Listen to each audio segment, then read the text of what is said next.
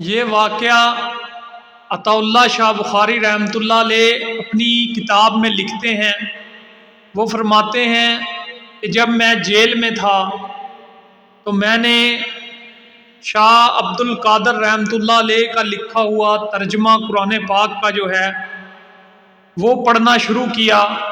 میں نے قرآن پاک کا نسخہ وہ منگوا لیا اور میں نے اس کو پڑھنا شروع کر دیا۔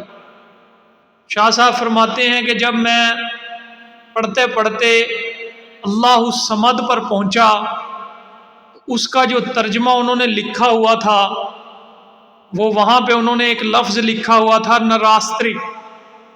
تو شاہ صاحب فرماتے ہیں کہ مجھے اس کی سمجھ نہیں آئی کہ یہ اس کا کیا مطلب بنتا ہے۔ ایسا ترجمہ نہ میں نے پہلے کبھی پڑھا نہ سنا۔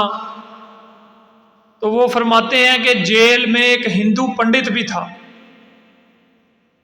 تو شاہ صاحب کہتے ہیں کہ میں نے اس سے رابطہ کیا، اسے ساری بات سنائی۔ پھر میں نے پوچھا کہ اس نراستری لفظ کا کیا ترجمہ بنتا ہے۔ تو شاہ صاحب فرماتے ہیں کہ جیسے ہی میں نے یہ لفظ ادا کیا تو وہ جو ہندو پنڈت تھا اس پر وجد طاری ہو گیا اور وہ جھومنے لگا اور اسے کچھ ہوش نہ رہا۔ تو شاہ صاحب فرماتے ہیں کہ میں پریشان ہو گیا۔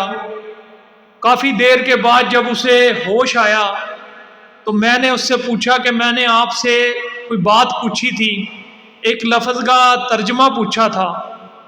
تو وہ ہندو پنڈت کہنے لگا کہ شاہ صاحب اگر آپ اس کے ترجمے کو سننے کی ہمت رکھتے ہیں تو میں آپ کو بتاتا ہوں، یہ سنسکرت زبان کا لفظ ہے۔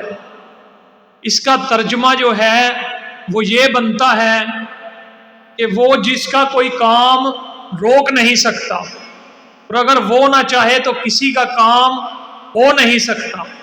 اللہ الصمد اس کا یہ ترجمہ ہے۔ تو شاہ صاحب فرماتے ہیں کہ جب میں نے یہ ترجمہ اس سے سنا تو میری بھی کیفیت جو ہے وہ ایسی ہو گئی کہ مجھے نہ جانے کب جا کر ہوش آیا۔